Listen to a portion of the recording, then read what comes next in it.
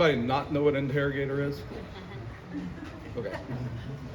So I do this for corporations. I do a lot of conferences and corporate talks, and usually my leading joke is an interrogator walks into a bar and asks for a jug of water.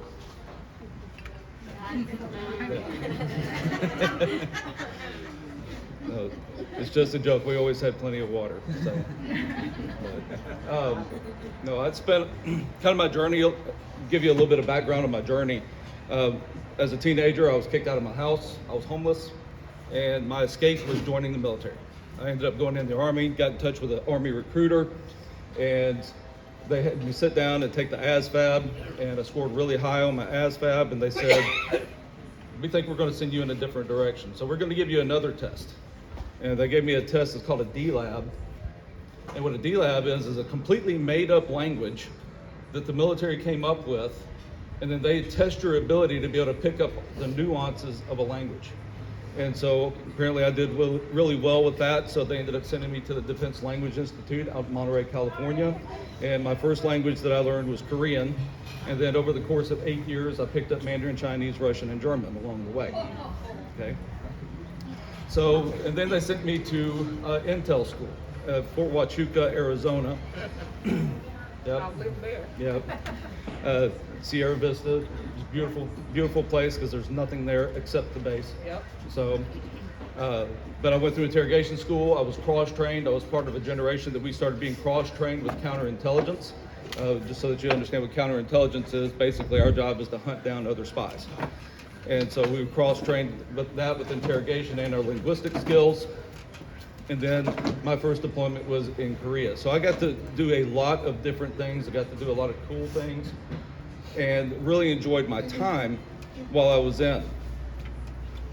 You know, I got to sit across from, at Panmunjom, had a 3-star general that asked me to come in and be an interpreter for him. Just give you one quick little story. And normally they have you in an interpreter's box in the back of the room. There's a big, huge table. They got a line across the table that divides the north and the south. And he said, I want you sitting next to me. I was like, okay, this is different, but we'll roll with it. And during that course of that conversation, it got really, really heated. And I'm just translating back and forth. I got to the point where I was not only translating for my general, I was translating for their general too. I was going back and forth so fast, I was nervous. But out of that, we managed to calm the situation down, and everything turned out really, really well. Out of that, I ended up getting an award out of it, and he gave me a solid gold medallion from the 3-star general that sits on my shelf at home. So those are some of the cool things that I got to do. The trouble that we have, though, is when we get out of the military, what do you do with that? Right. So, and a lot of jobs in the military don't necessarily translate out into the civilian world, especially interrogation. So unless you want to go into law enforcement, which I did not, or go into the FBI, which at the time I could not because I did not have a degree. I wanted to go into the CIA, but I couldn't because I didn't have a degree. And by the time I would have gotten my degree, my top secret security clearance that would given me the open door would have been expired. So I'm kind of in a rock and a hard place with this. So I ended up go to school at Mississippi State, got my bachelor's degree, ended up moving on, got my doctorate degree, and since then I've earned 5 degrees. I'm a professional student. My wife says I'm not allowed to get any more degrees because it will not fit on my headstone. So, but out of that process, what do you do with those skills? You know, what do you do? What out of that do you learn? And how do you apply that? In that process, I've been a business owner. I've built businesses up. I've sold them off. And right now, I'm currently the CEO of 3 different LLCs. Out of those skills, you have to learn how to sell. And there was a lot of parallels between being an interrogator and selling. Just no water.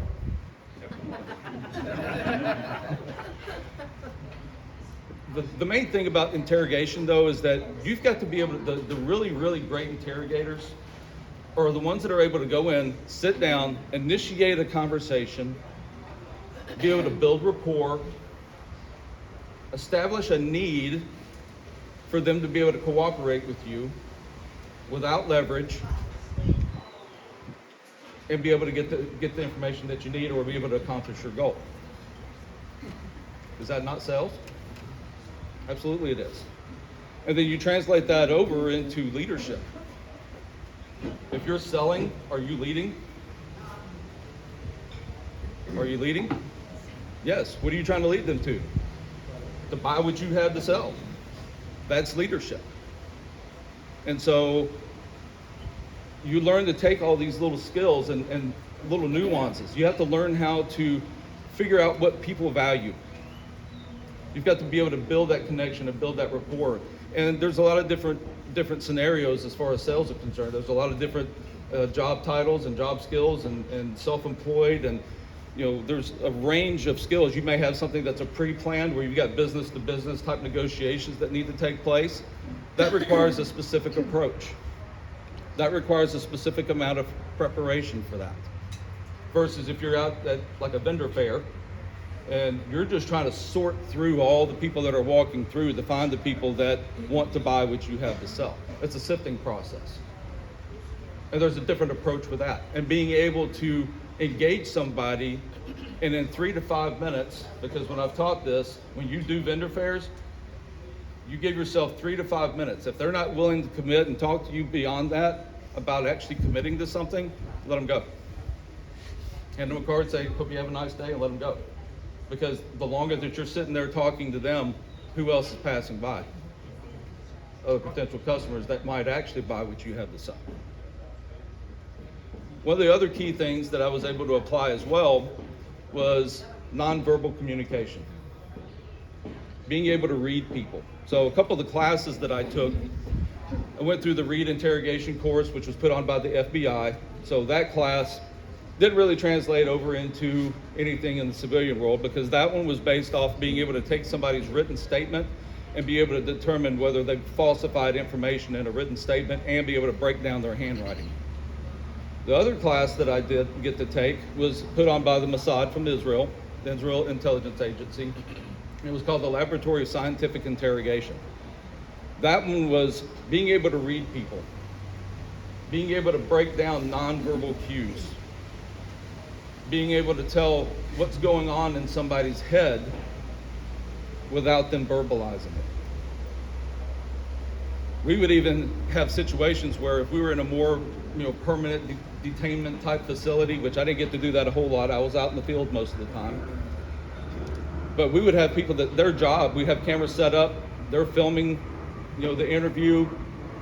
Somebody back in another room, their job was to sit there with the sound off, with a timer, and make notes of nonverbal cues of what they were seeing,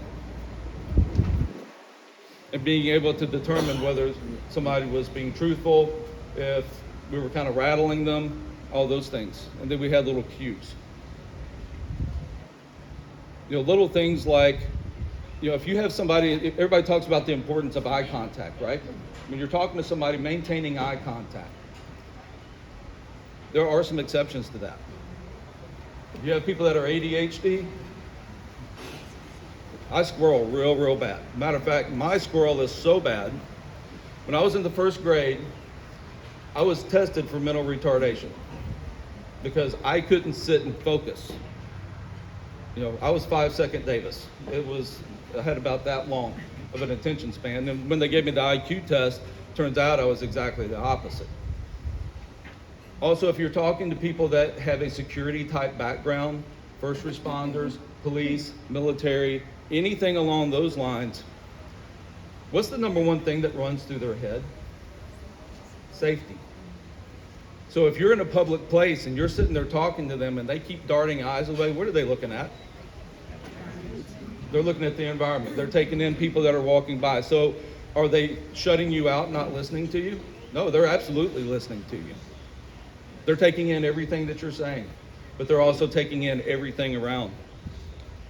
And you have those that are hyper-vigilant that, they're the ones that have to sit with their back to the door or back away from the door up against the wall. And I'm just as guilty of that. My kids and family know that when we go out in public, I want to be able to see the door and I want to be able to see And I've even trained my kids that when we go out to public place, I'll ask them, if something happens, where's your exit? What's your exit strategy? And getting them to think along those lines. Going back to nonverbal cues though, if you're sitting down and talking to somebody, it's very important. It's what we call proxemics. Proxemics is body-to-body relation, personal space. You have to understand culture is what it relates to that as well. So when I spent a lot of time in Asia, I would go and get on a train trying to travel to different parts of the country, and I would be the only one in the car, and there were two people, for example, Koreans that would get on. They had this entire car open. Now, us as Americans, when we see an entire car open and somebody sitting over here, where are you sitting? Over there. Guess where they're gonna sit? Right next to you. And as an American, you're like, really? Got this big train car, you're gonna sit right next to me. But that's their culture. And their personal space and their bubble is very small. So when you talk to people, you've got to factor those things in. There's a lot of preparation that you need to do. So when you have the opportunity to be able to go and sit down and have a good business-to-business discussion or a meeting, you need to do your preparatory work. Even when I have corporations that contact me, I send them a Calendly appointment, have them choose a time, and in between that then and the time that I'm supposed to meet with them, I'm breaking down everything about their company. I want to know how many employees they have. I want to know what their annual revenue is. I want to know what their products are. I want to know what their revenue trends have been. Are they downsliding? Because when I sit down and I talk to that person and I start sharing that dropping little hints that I know this information, what does that tell them? It means that I'm prepared. But it also tells them that I'm already invested in what they are and who they are. It's the same thing. When I would have to go in and do an interrogation with somebody, I had to be prepared. I had to know what area of operation they came out of. I needed to know what units they came out of. And what was going on in that area. What were our people doing? What were their people doing? So there was a lot of background work. And if I'm on the front line, which there was times that I was in that situation, I'm in a frontline situation, and I might have 10 minutes with that individual from the time that they've been taken to the time that they're getting put on a helicopter and sent back to the rear. And the higher value the target is, the higher rank they are, the faster they're getting out of there. And if I'm going to do anything to benefit the people that are right there and that I'm working with and the units that I'm working with, I have a very short amount of time to be able to get information out of them. Sometimes it worked, sometimes it didn't. I can tell you the lower the rank they were, the faster they were to talk. The ones that had moved up and your officers, most of the time I couldn't get a whole lot of information out of them before they had to go to the rear. It's the same thing. We would actually, there was times that we would take our rank off. We wouldn't even wear a rank. And we would have other officers that would get mad. Where's your rank? I'm like, I don't have a rank. Because if I'm sitting down and talking to another officer, you talk about a business owner, who are they going to want to talk to in another company? Business owner. And so those are things that you've got to factor in as well. When you're going and talking to somebody, what level are you talking to? And are you prepared to talk to that level? Because if you're going in and you're going to have that conversation with them, you better know their company almost as well as they do. And you better know your business. That comes down to preparation. Even approaches. If you know that you're going to meet somebody, try to see if you can find out information about them. Find people that know them. What's that person like? You typically have 3 different types of customers. You're going to have your friendly, open type customers. You're going to have your neutral people that they're not going to give you anything one way or the other. They're just going to stare at you. That's typically me. And then you have your hostile type customers. And at any point in time, they can transition from any one of those categories into another, depending on how that conversation's going. And you've got to be adaptable for that. So that's another trait that you have to have, is adaptability. You have to be able to adapt to your surroundings, adapt to the conversation. Probably one of the funnest debriefings I ever had. We had two guys that came in, and I was kind of in the middle of the, I wasn't on the front line, but I wasn't in the garrison in the back. And we had taken two prisoners in. I managed to get a little information out of that when I said, all right, I'm going to have fun with this. So I took that information and got information about the other prisoner. So I went in and sat down and shared that I knew that information. And so guess what he was willing to do? Give me some more information. And then I kept bouncing back and forth. Now, where that has applied and helped me out in business is if I'm dealing with two competitors. I get a little information from this one. Okay, I'm going to go over here, get a little bit more information out of that one, and then I can use that as leverage to be able to work the best deal. So there's a lot of adaptability that you have to be able to employ, and you got to think quick. When you sit down with somebody, the types of questions that you ask are important. You can have control questions. We had a technique that we called file and dossier. Basically, I'm asking questions I already know the answers to. Those are what we call control questions. What am I going to use those questions for? Anybody guess? Maybe catch them in a lie, see if they're being deceitful. Because I'm going to be able to tell within the first few minutes of that conversation whether this is going to be a good conversation or not. And if I've already detected that he's giving me false information, and then when I ask a follow-up question to that, and the falsification continues to compound, I'm about to end that meeting. Oh, I got a family emergency, sorry. And that's what we call a termination. There's different reasons to terminate a meeting. Either it's going well or it's not. Or it may require an additional meeting. Or it may mean that we've got to bring somebody of a higher level into that. But during the course of that conversation, if you give them any type of incentive, if you've made any promises, if you gave them anything that you said you're going to follow up with, you have got to follow through. Because you've spent that entire conversation trying to build rapport, trying to build a relationship over a short amount of time, trying to build trust. And a reputation is something that it takes quite a bit of time to be able to build up. And it takes fractions of a second to destroy.